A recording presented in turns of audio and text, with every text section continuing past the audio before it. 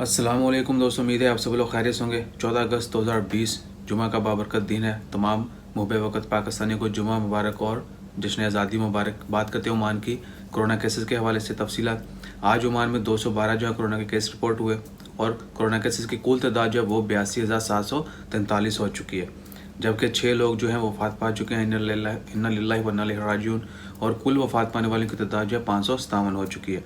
और जो लोग सेहतयाब हुए हैं उनकी कुल तादाद 77,427 है, जबकि पिछले 24 घंटों में 49 पीपल जो हैं उनको लोगों को हॉस्पिटल में एडमिट करवाया गया है, जबकि टोटल तादाद जो है हॉस्पिटल में एडमिट लोगों की वो है 425। इसके अलावा ICU में जो है वो 153 लोग जो हैं अब तक एडमिट हैं।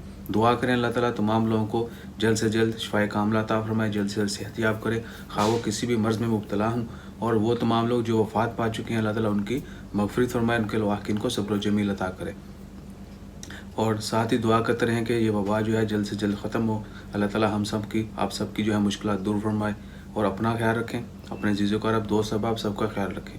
Sharing is caring. मुश्किल वक्त है, एक दूसरे के साथ कंधे से कंधा मिला के चलें जिस तरह खुशी के वक्त चलते हैं इंशाल्लाह। खैर, इससे पहले ROP की ब्रेकिंग न्यूज़ थी, वो मैंने अलहदा वीडियो में डाल दी है, लेकिन फिर भी बता रहा हूँ ROP के जो हेल्पलाइन नंबर्स हैं वो टेम्प्रेरी जो हैं वो काम नहीं कर रहे।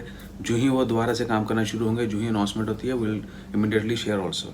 अपना ख्याल रखें, दुआ में याद रखें। जज़ाकल्लाह, अल्लाह हाफिज़।